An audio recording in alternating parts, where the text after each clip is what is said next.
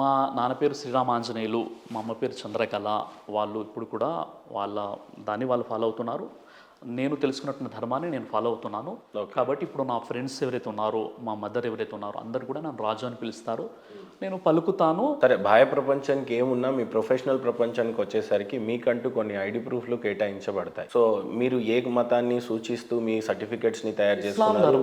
ఇస్లాంలో మీ పేరు సిరాజ్ ఉంటే మరి అమ్మనాన్నల పేరు అదే ఉంచారా, మార్చారా? అదే పేర్లు ఉన్నాయండి. ఖచ్చితంగా యాక్సెప్ట్ చేస్తారా? అలా ఎక్కడైనా ఎక్కడ ఆపలేదా? ఏదైనా వీసా దగ్గర, ఫ్లైట్ టికెట్స్ దగ్గర అలా మీకు పేర్లు అలాంటి ప్రాబ్లం ఏం లేదు. ఓకే, అవే పేర్లు ఉన్నాయి. సో ఇప్పటికీ వాళ్ళు అదే ఉన్నారు కాబట్టి మీరు ఎప్పుడేమో ఇస్లాంని స్వీకరించారు. కాసేపు అంతే అనుకుందాం, మీరు సనాతన ధర్మం అనండి, నేను ఇస్లామీ అని అంటాను. సో ఇప్పుడు అమ్మ నాన్నలు అనేది హిందూగానే ఉన్నారు ఇంకా స్టిల్.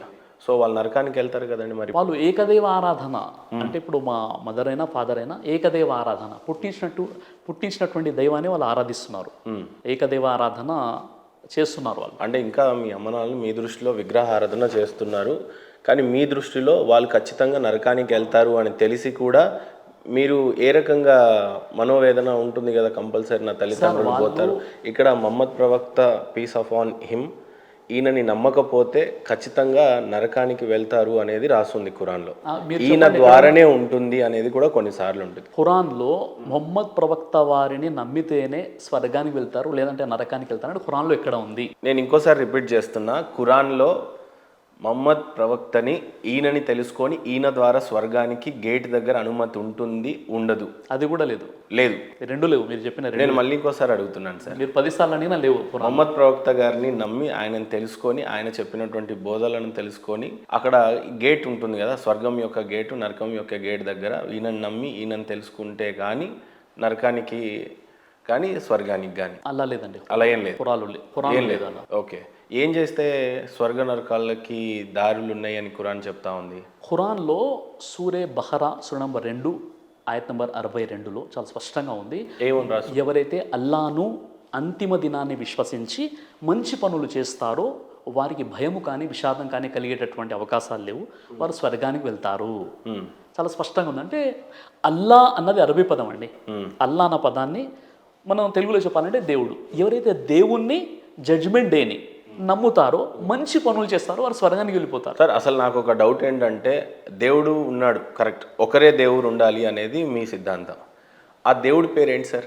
దేవుడు పేరు ఏంటంటే అరబ్బీలో అల్లా అంటారండి. ఓకే, ఇప్పుడు ఉదాహరణకి నేను అంటున్నాను, మీరు అన్నారు దేవుణ్ణి నమ్ముకోండి అని మిమ్మల్ని అన్నాను అనుకోండి, మీరు ఏమంటారు? వెంటనే ఏమంటారు? దేవుని నమ్ముకోండి అంటే ఏమంటారు? ఏ దేవుడిని నమ్ముకోవాలి అని అంటారు. దేవుడు అన్న పదమే సరైనదైతే ఏ దేవుడు అన్న ఆలోచన మీకు ఎందుకు వస్తుంది? అవునా కదా? దేవుడు అంటే గాడ్, గాడ్స్, గాడెస్, అవునా కదండి? తర్వాత మీరు ముందు గాడ్ ఫాదర్, గాడ్ మదర్, ఇలా ఏంటంటే బహువచనము ఏకవచనం నుండి అది ఏంటంటే మళ్ళీ బహువచనము, స్త్రీలింగము, ఇలా మొత్తం మార్పు చెరుపులో గురైపోయింది. అదేవిధంగా మీరు అల్లా అన్న పదం ఎక్కడైతే చెప్తారో అల్లాలు అన్న పదం ఉండదు అక్కడ. అంటే అల్లా అంటే సృష్టికర్త అండి. అల్లా అంటే అల్లా అంటే అరబిక్ లో దేవుడిని అల్లా అని అంటారు అరబిక్ లో. తెలుగులో ఏమనాలి మరి అప్పుడు? అల్లా అని దేవుడు అనాలి అంతే. దేవుడు సృష్టికర్త. అప్పుడు దేవుడికి పేరు అనేది ఏం లేదా? లేదండి, ఆరాధనకు అర్హుడు.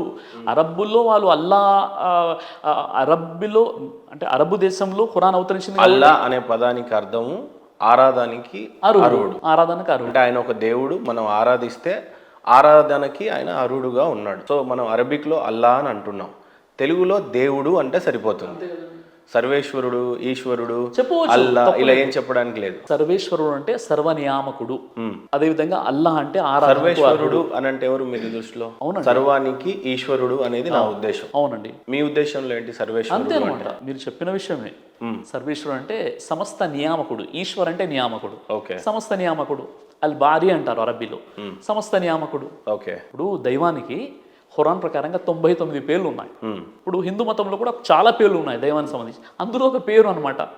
కాబట్టి మనం ఓవరాల్గా మనం ఇక్కడ తెలుసుకోవాల్సిన విషయం ఏంటంటే, ఇక్కడ అల్లా అనగానే మీరు అపోహ గురైపోతున్నారు. అల్లా అంటే అరబ్బుల దేవుడు, అల్లా అంటే ముస్లింల దేవుడు. నేను చెప్పే విషయం ఏంటంటే అల్లా అంటే మరి మనందరినీ మీరెందుకు ఇండియాలో ఉన్నప్పుడు దేవుడు అని పలకకుండా ప్రతిసారి అల్లా అని పలుకుతున్నారు? అరబిక్ వాళ్ళు అరబిక్లో అల్లా అని పలుకుతున్నప్పుడు చాలా అందంగా ఉంది కదా. మీరు తెలుగులో చెప్తున్నప్పుడు దేవుణ్ణి నమ్మండి అనాలి కానీ అల్లాని నమ్మండి అని ఎందుకు అంటున్నారు? అరబిక్నే ఎందుకు పలుకుతున్నారు? ప్రవచనాలు మొత్తం తెలుగులో చెప్తూ చివరికి దేవుడి పేరుకి రాగానే అల్లా అని ఎందుకు చెప్తున్నారు? దేవుడే అనొచ్చు కదా, ఈశ్వరుడే అనొచ్చు కదా. ఇప్పుడు మీరు ఈశ్వరుడిని నమ్మండి అని మీరు అనొచ్చు కదా, ఇదే ప్రవచించాలి కదా. కరెక్ట్ చెప్పారు మీరు. ఇక్కడ ముస్లిం ధార్మిక పండితులు, ముస్లిం ఉలమాలు, ముస్లిం స్పీకర్ చేసే పెద్ద పొరపాటు ఏంటంటే, ఒకప్పుడు అలాంటి పొరపాట్లు మేము కూడా చేశాము. ఆ విషయం ఏంటంటే అల్లా అనేటటువంటి పదం ఎక్కడైతే వచ్చిందో అక్కడ దేవుడు, ఆరాధనకు అర్హుడు అని చెప్పాలి. అదే సంస్కృతంలో ట్రాన్స్లేషన్ చేస్తే మనకు సర్వేశ్వరుడు, సమస్త నియామకుడు అయిపోతాడు. కాబట్టి ఇక్కడ భాషాపరమైన వ్యత్యాసంతోనే మీ దేవుడు మా దేవుడు వేరు వేరే అనే ఆలోచనలు వస్తున్నాయి. కాబట్టి ఈ భాషాపరమైన వ్యత్యాసాన్ని మనం దూరం చేయాలి. ఓకే, దూరం చేసి అల్లా అంటే దేవుడు అంతే. అంటే ఇప్పుడు మీరు ఏదైతే డయాస్ మీద చెప్తున్నారో నిజ దేవుడు అల్లాని నమ్మండి అని అనకుండా నిజ దేవుడు ఈశ్వరుడే ఆయనని నమ్మండి అనే ప్రవచిస్తారా? ఖచ్చితంగా ఖచ్చితంగా ఖచ్చితంగా చెప్తాను. ఎంత నియమాలతో ఉంటారు ఈ పదం మీద? అయ్యో అసలు నేను అదే అంటున్నాను కదండి. ఇప్పుడు నేను చాలా చిన్న వయసు నుండే ఈ ధార్మికతలో, ఆధ్యాత్మికతలో నేను ఉన్నాను. నేను ప్రతిరోజు కూడా నేను ఒక స్టూడెంట్నే అనమాట, ఒక విద్యార్థిని. ఎందుకంటే ప్రతిరోజు చదువుకుంటున్నాను, ప్రతిరోజు నేర్చుకుంటున్నాను, గురువుల ద్వారా వింటున్నాను, ప్రసంగాలు వింటున్నాను, స్వతహాగా నేను అన్ని గ్రంథాలు చదువుతున్నాను, రోజు నేను అప్డేట్ అవుతున్నాను. ఒకప్పుడు చెప్పాను నేను అల్లాయే అనాలని. అని వాస్తవంగా చెప్పాలంటే అల్లా అంటే ఎవరండి? దేవుడు. అక్కడ అరబీ భాష తెలుగులో ట్రాన్స్లేట్ చేస్తే సృష్టికర్త, ఆరాధనకు అర్హుడు, సర్వేశ్వరుడు. మరి ఆ సర్వేశ్వరునే నమ్మండి అంటున్నా నేను. సర్వేశ్వరుడు అంటే మాకు క్లియర్ గానే ఉంటుంది కదా. మేమంతా నమ్మేది సర్వేశ్వరుడిని అని మేము ఫీల్ అవుతున్నాం, మీరంతా నమ్మేది అల్లా అని, వాళ్ళు నమ్మేది యెహోవా, యేసుని అని చెప్పి. ఈ కన్ఫ్యూజన్ కి మీరేం చెప్తారు? ఇప్పుడు ఇన్ని రోజులు జరిగినటువంటి పెద్ద కన్ఫ్యూజన్, ఇన్ని రోజులు జరిగినటువంటి పెద్ద పొరపాటు ఏంటంటే, మీరేమంటున్నారంటే సార్ నేను మంచినీళ్ళు తాగుతాను కానీ పానీ తాగని అంటున్నారు. నేనేమన్నానంటే సార్ నాకు మంచినీళ్ళు వద్దండి, నాకు పానీ కావాలంటున్నాం. మనం ఇద్దరం ఏంటంటే అసలు మంచినీళ్ళు అంటే ఏంటి, పానీ అంటే ఏంటి అని పక్క పైన పెట్టుకుంటే రెండు ఒకటే అనే విషయం తెలిసింది. అప్పుడు మనం డిసైడ్ అయిపోయాము, ఇక నేను పానీ మంచినీళ్ళు అన్న భేదాన్ని పక్కన పెట్టేసి అదేంటో దాన్ని చూద్దాం అనుకున్నాం. అదే విషయం ఇప్పుడు క్లారిటీగా వచ్చేసింది. రైట్. శివరామరాజుగా ఉన్నటువంటి మీరు సిరాజ్గా మారిన తర్వాత, ఇప్పుడు సిరాజ్గా ఉన్న తర్వాత మత మార్పిడులు ఎన్ని చేశారు మీరు? ఎంతమందిని ఇస్లామిక్ లోకి మీరు మార్చారు? ఎంతమంది హిందూ సోదరులని ఇస్లామిక్ గా మార్చారు? మీరు ఎలాగో మారిపోయారు, చాలా మందిని మారుస్తున్నారు. డైలీ ఇదే మీ దినదిన ఇన్కమ్ సోర్సెస్ అయిపోయింది. అండ్ లేకపోతే మీ దినచర్యనే ఇది అయిపోయింది. ఇప్పటికీ మీరు ఎంతమందిని మతం మార్చారు?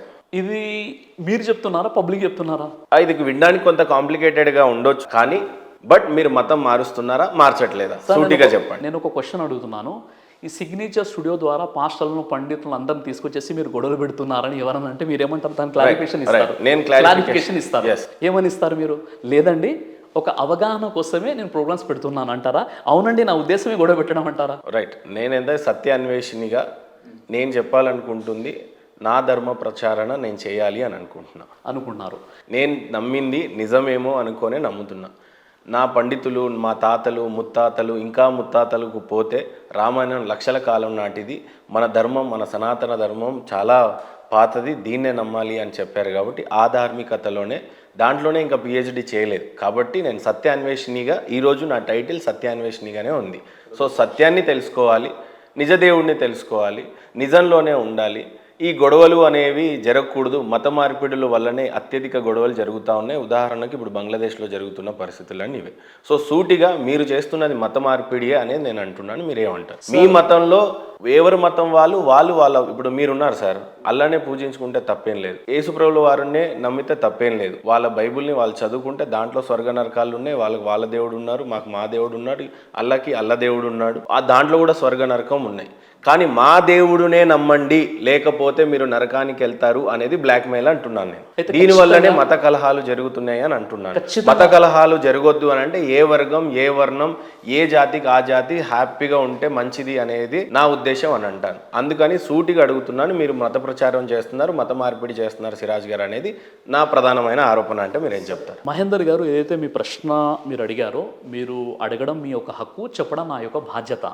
విషయం ఏంటంటే ఒకవేళ మత మార్పిడి అనేటటువంటి కాన్సెప్ట్ ఏదైతే ఉందో అది ఉన్నట్లయితే నేను శ్రీరామరాజు తర్వాత సిరాజు రహమాన్ అని నేనే 100 వీడియోస్ చేసేవాడిని. నేను ముందు చేశానంటే చేయలేదు, మొదటి విషయం. నేను ఒక అన్వేషణ చేసిన తర్వాత, అన్ని గ్రంథాల పరిశీలన మరియు పరిశోధన చేసిన తర్వాత ఒకే ఒక సృష్టికర్త ఉన్నాడు, ఆ ఒక్క దైవాన్నే ఆరాధించాలన్న ఆలోచనతో నేను ఈ ధర్మాన్ని ఫాలో అవుతున్నాను. ఇది మొదటి విషయం. ఇది నా వ్యక్తిగతానికి సంబంధించిన విషయం, నేను ఫాలో అవుతున్నాను. ఇక మత మార్పిడి అన్న విషయానికి ఇస్లామే మనకు అనుమతించదు. ఖురాన్లో 2వ అధ్యాయం 256లో ఏముందంటే లా ఇక్రాహ ఫిద్దీన్, ధర్మం విషయంలో ఎలాంటి బలవంతం కానీ బలత్కారం కానీ ఏదీ లేదు అని ఉంది. ఇక్కడే ఉంటే నేను మీకు ఒక వచనం చెప్తాను, దాన్ని మీరు చదివి చెప్పండి, ఎందుకంటే నేను మీ అంత ఇది కాదు, దీని మీదనే అన్వేషణ కాబట్టి. ఇప్పుడు మీరు అడిగిన క్వశ్చన్ కంప్లీట్ అయిపోతే మళ్ళీ మీరు అడగవచ్చు. డన్. మళ్ళీ ఇది అక్కడికి కట్ అవుతుందేమో అని నా ఉద్దేశం సార్, అంతే, ఇంకేం లేదు.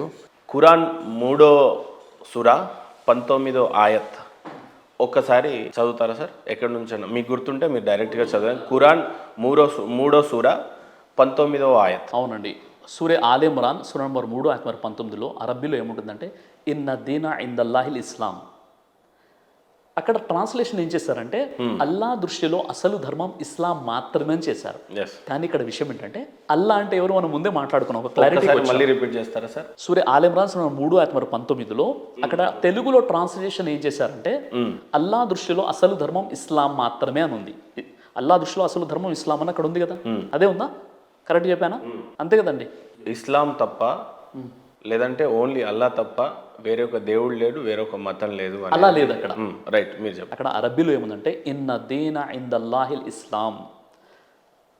దీని యొక్క కరెక్ట్ ట్రాన్స్లేషన్ ఏంటంటే సృష్టికర్త అయిన దైవం దృష్టిలో దేవుడు పంపిన ధర్మమే నిజమైన ధర్మం. ఇది ట్రాన్స్లేషన్. దేవుడి దృష్టిలో ఇస్లాం తప్ప వేరొక మతం లేదు, వేరొక ఇది లేదు, దేవుడు లేడు అనేటట్టుగా. అదే ఖురాన్ 3:19 చెప్పాలి అని అంటే తెలుగులో స్పష్టంగా ఏమని రాస్తుంది, అరబిక్ లో ఏమని రాస్తుందో ఫస్ట్ అది చెప్పండి, తర్వాత ఎవరు ఎలా ట్రాన్స్లేట్ చేశారు అనేది చెప్దాం. 3 సూరే ఆల్ ఇమ్రాన్ ఆయత్ నంబర్ 19లో అరబీలో ఏముంది? ఇన్న దీన ఇందల్లాహిల్ ఇస్లాం. ఇక్కడ అల్లా ఇస్లాం అనే 2 పదాలు వాడబడ్డాయి. అంటే అక్కడ ఉన్నటువంటి ట్రాన్స్లేషన్ ఏంటంటే ఇప్పుడు చేసినటువంటి ట్రాన్స్లేషన్ అల్లా దృష్టిలో అసలు ధర్మం ఇస్లామే ఉంది అక్కడ. నేను చెప్తున్నా, మీరు చెప్పారు కదా. యాక్చువల్లీ ఏంటి, ఇప్పుడు 2 పదాలు ఉన్నాయి. ఒకటి అల్లా. అల్లా అంటే మనం ఏమనుకున్నాం? దేవుడు అన్నామండి, అల్లాని పక్కన పెడదాం అనుకున్నాం. దేవుని దృష్టిలో ఇస్లాం ఏంటి? ఇస్లాం అంటే అర్థం ఏంటి? సమర్పణ. ఇస్లాం అంటే దైవానికి మనం సమర్పించుకోవడం. అంటే దైవం దృష్టిలో మనిషి, దేవుని దృష్టిలో మనిషి ఆ దైవానికి సమర్పించుకోవడమే నిజమైనటువంటి ధర్మం. ఇది దాని ట్రాన్స్లేషన్ వస్తుంది. అంటే ఇక్కడ పొరపాటు ఇక్కడ జరిపోయిందంటే, ఇక్కడ అల్లా అంటే మనం వేరే దేవుడు, అరబ్బుల దేవుడు, ముస్లింల దేవుడు అన్న ఆలోచనలో ఆల్రెడీ మైండ్ సెట్లో ఉన్నాం మనం. ఇస్లాం అనగానే అది ముస్లింల ధర్మం అనేటటువంటి ఆలోచనలో ఉన్నాం మనం. కాబట్టి దీన్ని కరెక్ట్గా ఒకవేళ నేను ఖురాను గ్రంథాన్ని ట్రాన్స్లేషన్ చేస్తే నేను ఎలా చేస్తాను అంటే, సృష్టికర్త అయినటువంటి దేవుని దృష్టిలో దేవుడు పంపినటువంటి ధర్మం ఏదైతే ఉందో, లేదా ఆ దైవానికి సమర్పించుకోవడమే అసలైనటువంటి ధర్మం. ఇక్కడ పొరపాటు ఇక్కడ జరిగింది, గొడవలు ఎక్కడ ఉంటాయి చెప్పండి. ఇలా ఎంత అయితే ఖురాన్ ఉందండి, ఇప్పుడు ఖురాన్ మొత్తం మీరు పరిశీలించినట్లయితే ఖురాన్లో ఇలా ట్రాన్స్లేషన్ లోపాలే మీకు కనిపిస్తుంది. ఓకే, ఇది కేవలం ట్రాన్స్లేషన్ లోపమే అని అంటారు. సో ఇస్లాం అనేది కేవలం ఆ ఒక్క రిలీజియస్ మాత్రమే అల్లా యొక్క దేవుడు పంపిన ధర్మము. అంటే దేవుని దృష్టిలో దైవానికి సమర్పించుకోవడమే అసలైనటువంటి ధర్మం. చలో డన్. ఇప్పుడు మీరు చెప్పండి, అది ఆ వర్సెస్కి అర్థం అంతే అనుకుందాం. ఇప్పుడు మీరు చెప్పండి, ఎంతమందిని మతం మార్చారు మీరు? సార్ మీరు ఏదైతే అడుగుతున్నారో, నా దృష్టిలో అంటే నేను చేసినటువంటి పనిలో మా దాంట్లో మత మార్పిడి అనేటటువంటి కాన్సెప్ట్ లేదండి, ముందు నుండి కూడా లేదు. మత మార్పిడి అన్న కాన్సెప్టే లేదు. దాంట్లో అంటే ఇస్లాంలో లేదు. నేను మత మార్పిడి చేసే వ్యక్తిని కాదు, మత ప్రచారాలు చేయను నేను. మొట్టమొదటిగా నేను చేసే వర్క్ ఏంటంటే, మానవులంతా ఒకే జంట సంతానం, పరస్పరం మనం కలిసి ఉండాలి, హిందూ ముస్లిం భాయి, జాతీయ సమైక్యత, మళ్ళీ ఇక్కడ హిందూ ముస్లిం భాయి అని అంటున్నారు. ఖురాన్లో ఇస్లాం కాని వాడి ఎవరితోనైనా ఫ్రెండ్షిప్ చెయ్యరాదు అనేది రాసుందా, రాసలేదా? ఖురాన్లో అలా లేదండి. ఖురాన్లో ఇప్పుడు ఖురాన్లో 4వ అధ్యాయం 1వ వచనం, 49వ అధ్యాయం 13వ వచనంలో మానవులంతా ఒకే జంట సంతానం, పరస్పరం సోదరులు అని ఖురాన్లో ఉంది. ఖురాన్లో 5వ అధ్యాయం సూరే మాయిదా 2-3 వాక్యం మీరు కావాలంటే చూడండి. నేను తర్వాత దీని గురించి చెప్తాను. ఫస్ట్ మీరు మత మార్పిడి ఎంతమందిని చేశారు? సార్ నేను మత మార్పిడి ఎవరిని చేయలేదు, నేను చెయ్యను. మనకు కావాల్సింది మతి మార్పిడి తప్ప మత మార్పిడి కాదు. మత సంస్కరణ జరగాలి. ఇప్పుడు మీరు చేస్తున్నటువంటిది ఏదైతే సభలు ఉన్నాయో అవి మత మార్పిడికి సంబంధించినవి ఏ మేరకు కాదు. నిజ దేవుడు అల్లాని తెలుసుకోండి, ఆయన ద్వారానే మాత్రమే మీకు స్వర్గం ఉంది, లేదంటే నరకంలో అది కూడా కాదు అనేది మీరు బోధించట్లేదు. అలా బోధించట్లేదు. ఏంటి మీ సభకున్న ప్రధాన మీకున్న ఇంట్రెస్ట్ ఏంటి? అంత పెద్ద సభలు పెట్టి అంత పెద్దగా ఇచ్చేస్తా ఉన్నారు. ఇప్పుడు మా ఫాలోవర్స్ ఎవరైతే ఉంటారో వాళ్ళు మా ప్రోగ్రామ్స్ ని ఆర్గనైజ్ చేస్తుంటారు. వాళ్ళు ఇచ్చినటువంటి టాపిక్ కి న్యాయం జరగాలని మేము చూస్తుంటాం. ఎవరు మీ ఆర్గనైజర్స్? ఆర్గనైజర్స్ ఎవరైతే మొత్తం ఉభయ రాష్ట్రాల్లో మా ఆర్గనైజర్స్ ఎవరు ఉంటారు? వాళ్ళు హిందూస్ ఉంటారా, క్రిస్టియన్స్ ఉంటారా, ముస్లిమ్స్ ఉన్నారు. వాళ్ళ ఇంట్రెస్ట్ ఏంటి? ఒక మిమ్మల్ని స్పాన్సర్ చేసి మీరు సభ పెడితే దానివల్ల వాళ్ళకి కలిగే లాభం ఏంటి, మీకు కలిగే లాభం ఏంటి? సార్ ఒకటేంటంటే ఒక యాజ్ ఏ ముస్లింగా ఇస్లాం ధర్మం పోయినటువంటి అపోహలను దూరం చేయడం ప్రతి ముస్లిం పోయినటువంటి కర్తవ్యం. అది అంటే మీ కర్తవ్యం ఓన్లీ ఖురాన్, అల్లా, ఇంకేం లేదు మీ కర్తవ్యం? నేను చెప్తున్నాను, వేదాల గురించి కానీ బైబిల్ గురించి కానీ మీకు ఏ రకమైన అన్నిటి గురించి ఉందన్నమాట. అన్నిటి గురించి ఉంది. మొట్టమొదటి విషయం ఏంటంటే బట్ అన్ని తీసుకొచ్చి లాస్ట్ అల్లకే అప్పకి చెప్తారా? అలా చెప్పాం కదా, అలా చెప్పాం కదా. అదే అంటున్నా నేను. అల్లా అంటే దేవుడు, అల్లా అంటే దేవుడు. ఇస్లాం అంటే శాంతి ధర్మం, లేదా మనం సమర్పించుకోవడం దైవానికి. ఓకే, పదాలను మనం సరిగ్గా అర్థం చేసుకునే కారణంగా మీరు ఇస్లాం వైపును పిలుస్తున్నారు, అల్లానే దేవుడు అంటున్నారు అన్న మనం అపోహకు గురైపోతున్నారు. మరి అంత ఆర్గనైజ్ చేసి మరి మీకు సభలు చెప్పి మీ చేత ప్రవచనాలు చెప్పుకోవాల్సినంత అవసరం ఏముంది? ఏముందంటే ఇప్పుడు ముస్లిం యూత్ ఉన్నారు, తల్లిదండ్రుల పట్ల ఎలా ఉండాలి, వాళ్ళు ఎలా చదువుకోవాలి, వాళ్ళ జీవితంలో వాళ్ళ యొక్క జీవిత లక్ష్యం ఏంటి, వాళ్ళు ఎలా పైకి రావాలి, కొన్ని మోటివేషన్ సెషన్స్ ఉంటాయి, ప్రోగ్రామ్స్ ఉంటాయి. మరికొన్ని ఏంటంటే హిందూ ముస్లింలు అంతా మనం కలిసి ఉండాలి, ఈ రోజు ఉన్నటువంటి ఏదైతే పరిస్థితులు ఉన్నాయో మనం కలిసి ఉండాలి, మీకు ఈ అపోహలు ఉంటే మీరు దూరం చేసుకోండి. ఇప్పుడు మీరు ఖురాన్ నుండి ఒక ఆయత్ నాకు చదివి వినిపించారు, నాకు ఒక అపోహ ఉందని చెప్పారు, దానికి నేను సమాధానం ఇచ్చాను. అలా ఆ విధంగా ప్రోగ్రామ్ జరుగుతూ ఉంటాయి, నన్ను పిలుస్తుంటాను, నేను వెళ్తుంటాను తప్ప ఎక్కడ కూడా మత మార్పిడి అన్న కాన్సెప్ట్ మా దగ్గర లేదండి. ఓకే, మేము చేసేది మతి మార్పిడి. అంటే మీరు కరెక్ట్గా మీ యొక్క ఆలోచన ఏదైతే నెగిటివ్ ఉందో దాన్ని పాజిటివ్లోకి మీరు మార్చుకోండి, మనమంతా కలిసి ఉండాలి. అంటే మీ దృష్టిలో నిజదేవుడు అల్లా కాదు, అల్లాని తెలుసుకోండి అనేది కాదు మీ కాన్సెప్ట్? నా కాన్సెప్ట్లో మనందరినీ పుట్టించినటువంటి దేవుడు, ఆ దేవుణ్ణి అల్లా అంటారు. ఆ దేవుని మీరు ఈశ్వరుడు అని చెప్పండి, ఆ దేవుని మీరు యెహోవా అని చెప్పండి, ఆ దేవుని మీరు గాడ్ అని చెప్పండి, క్రియేటర్ అని చెప్పండి. అల్లా అనేది ఇంకా లేదు, అల్లా అనేది ఉంది. అరబిక్ పదం ఇంకా ఇక్కడ నుంచి వాడరు మీరు. ఇక్కడ నుండి వాడని నేను చెప్పట్లేదు. వాడుతూ దాని మీద ఉన్నటువంటి అపోహలను దూరం చేస్తానంటున్నాను. నేను అల్లా అన్న పదం వాడినప్పుడు ఆ అల్లా పోయినటువంటి అపోహను దూరం చేస్తాను. అల్లా అంటే మనందరి సృష్టికర్త, మనందరి దేవుడు. సో స్పష్టంగా సిరాజ్ గారు చెప్తుంది ఏంటంటే నేను మత మార్పిడి చెయ్యలేదు, చెయ్యను. నాకు అవసరం లేదు. మత మార్పిడి కాదండి, మత సంస్కరణ అవసరము, మతి మార్పిడి జరగాలి తప్ప మత మార్పిడి అవసరం లేదు మన భారతదేశంలో.